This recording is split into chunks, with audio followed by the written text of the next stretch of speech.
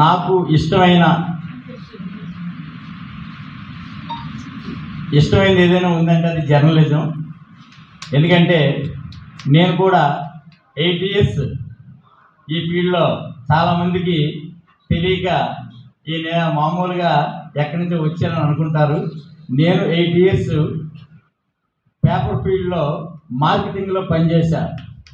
ఆ రోజు నుంచి ఒక జర్నలిస్ట్ అంటే ఏంటి, అసలు ఆ జర్నలిస్ట్ పడుతున్న కష్టాలు ఏంటి, అసలు ఈరోజు పబ్లిక్లో ఎక్కడ ఏం జరుగుతుందన్నా ఈరోజు బయటకు తెలుస్తుందంటే ఎంతో శ్రమ కోర్చి తన కుటుంబాన్ని కూడా పక్కన పెట్టి ఈరోజు ఒక వార్తను సేకరించాలంటే ఎంత కష్టం అవుతుందో దగ్గర నుంచి చూసిన వ్యక్తిని. కాబట్టి మరి జర్నలిస్టులకు ఎప్పుడైనా ఏదైనా ఇబ్బంది వచ్చినా, ఏ విధంగా సపోర్ట్ కావాలన్నా వారికి నేను నాకు తోచినంత సహాయ సహకారాలు అందించడం, అది పెద్దగా గొప్పగా చెప్పుకోకపోయినా నా సంపాదనలో కొంత భాగం నేను కళారంగానికి నేను ఇన్వెస్ట్ చేస్తున్నాను.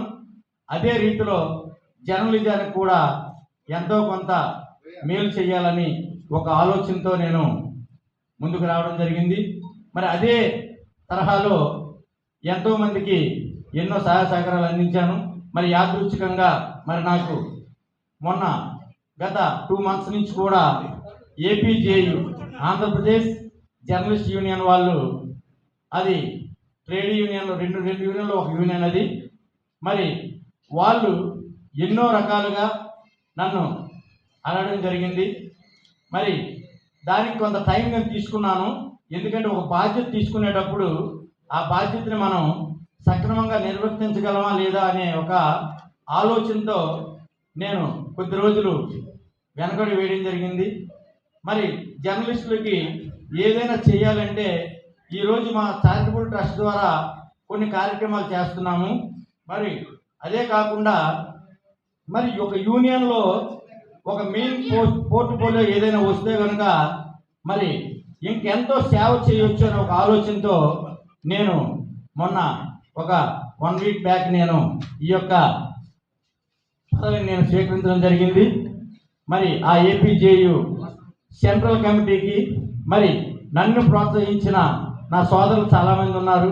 వారందరికీ పేరు పేరున, అందులో బాలుకి అలాగే మిగతా తదితర ఎంతోమంది నాకు అనుకున్నారు. వాళ్ళందరూ కూడా పేరు పేరున ఈ ఫీల్డ్లో తీసుకొచ్చిన దానికి వారికి నా ధన్యవాదాలు తెలియజేసుకుంటున్నాను.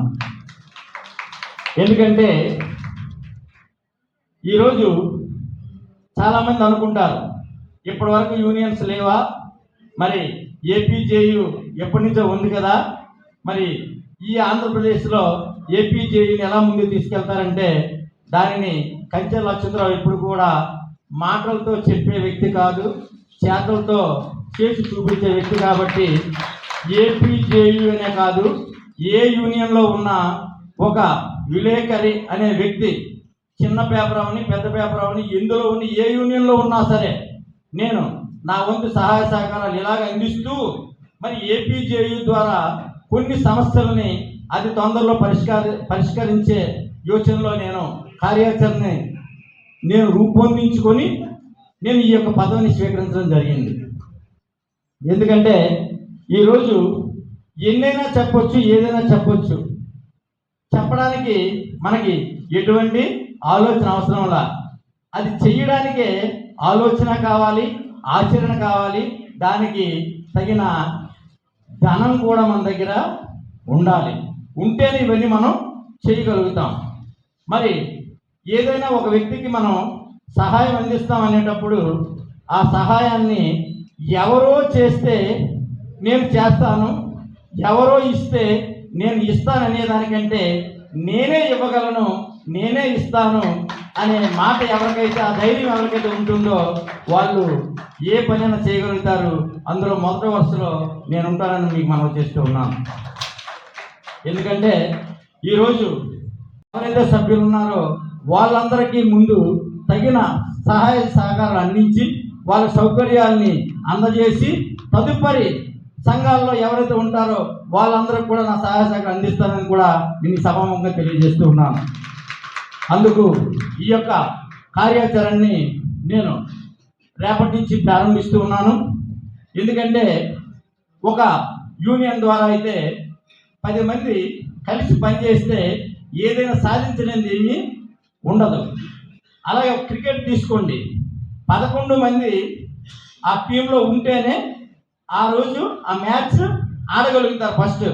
ఫస్ట్ మ్యాచ్ ఆడగలిగితే గెలిచేది ఎవరు ఓడేది ఎవరు ఆ రోజు మన తాలూకా తలరాత మీద ఆధారపడి ఉంటుంది.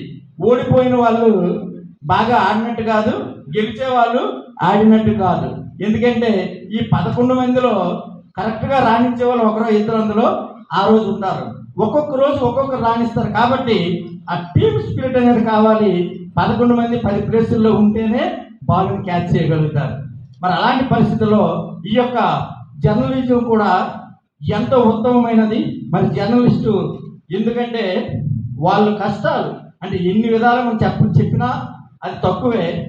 వాళ్ళు బయటకి ఎంతో ఆనందంగా ఎంతో నవ్వుతూ అమ్మ మీకు ఏమైనా ప్రాబ్లం ఉందా అని చెప్పి మన యొక్క ప్రాబ్లమ్స్ని బయటకు తెలియపరిచి గవర్నమెంట్ తెలియపరిచి మనకి మేలు చేస్తారు.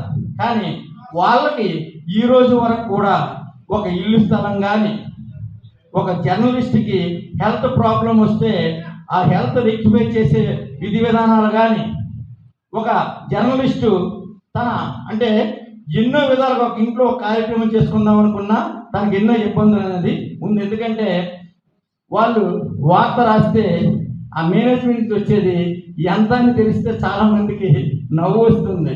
ఈరోజు ఇక చిన్న పేపర్లు ఉన్నాయి, చిన్న పేపర్లో వాళ్ళు ఎంత కష్టపడితే కానీ న్యూస్ అందరూ నేను ఫోన్ చేస్తాను, ఏమ్మా ఆంధ్ర వయసులో నా న్యూస్ రాలేదు, ఏం సురేష్ ఏంటి పరిస్థితి నా న్యూస్ రాలేదు, లేకపోతే ఏం మాత్రం అని చెప్పి అడుగుతాను నేను. ఇక ఈ బ్రదర్కి అయితే ఇక అందరికీ రాస్తాను ఆదింటికి న్యూస్ రాయమంటే వాళ్ళు ఒకే రోజు ఒక 10 ప్రోగ్రామ్స్ ఉండేటప్పుడు ఈ 10 ప్రోగ్రామ్స్ తాలూకా న్యూస్ అంతా పంపిస్తారు. పంపించినప్పుడు ఆ పేపర్లో కానీ ఆ ఛానల్లో కానీ ఆ రోజు ఏదైతే వేకెన్సీ ఉంటుందో టైం అడ్జస్ట్మెంట్ అలాగే పేపర్లో ప్లేస్ అడ్జస్ట్మెంట్ ఈ 2 ఉంటే వాళ్ళు అంతవరకే వేస్తారు. నెక్స్ట్ డే మళ్ళీ వార్త రాదు. ఎందుకంటే పాత పడిపోతుంది, పోటీ యుగం మనమే అంటాం. నిన్నటి వార్తని ఈరోజు ఇచ్చారు అంటాం. కాబట్టి ఈరోజు వార్త ఈరోజే వేయాలి, అందులో స్పేస్ని అడ్జస్ట్ చేసుకుంటూ చేయాలి. అందుకు కొన్ని న్యూస్లకి ఇంపార్టెంట్ న్యూస్ అన్నా ఫోటో రాదు. ఒకసారి ఫోటో రాకపోతే అదే నాకు అంత బాగా తీసే ఫోటో, ఆ ఫోటో నాకు ఎందుకు రాలేదని చెప్పి అడుగుతారు కొంతమంది. అంటే జర్నలిజంలో ఎంత మెలకువతో ఉన్నా తను ఎన్నోసార్లు ఇబ్బందులు పడడం జరుగుతుంది. ఇదే కాకుండా మరి జర్నలిస్ట్ అనే వ్యక్తి తను సంతోషంగా ఉంటే ఈ సమాజం సంతోషంగా ఉంటుందని నమ్మే వ్యక్తుల్లో మొట్టమొదటి వ్యక్తి కంచెల నక్షత్రం. కాబట్టి ఏపీజేయుని ముందుగా నేను ఈరోజు గత వారం నుంచి బాధ్యత తీసుకోవడం జరిగింది. రేపటి నుంచి నా కార్యాచరణని నేను ముందుకు తీసుకెళ్తాను.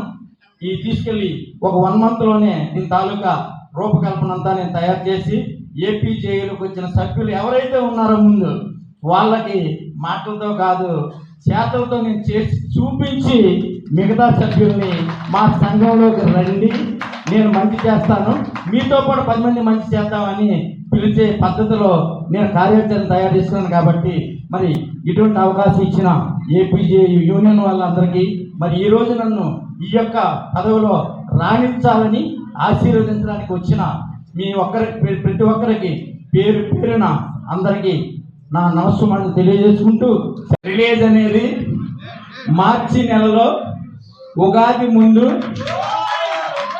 సినిమా రిలీజ్ చేస్తున్నాం, కంచెర్ల సినిమాని. మరి ఆ సినిమా ద్వారా ఎప్పుడో నేను అనౌన్స్ చేశాను 1.5 year బ్యాక్. ఆ సినిమా రిలీజ్ అయినప్పుడు జర్నలిజానికి 10 లక్షల రూపాయలు నేను ఇస్తానని చెప్పాను. ఆ మొట్టమొదటి రిలీజ్ అయిన 10 లక్షల రూపాయలని ఏపీజేయు అకౌంట్లోనే వేసి మొత్తం యూనియన్ సభ్యులందరికీ నేను పేరు పేరున ఎటువంటి సహాయ సహకారాలు కావాలన్నా ఆ యొక్క అమౌంట్ ద్వారా చేస్తానని మనం చేస్తూ ఉన్నాను. Thank you.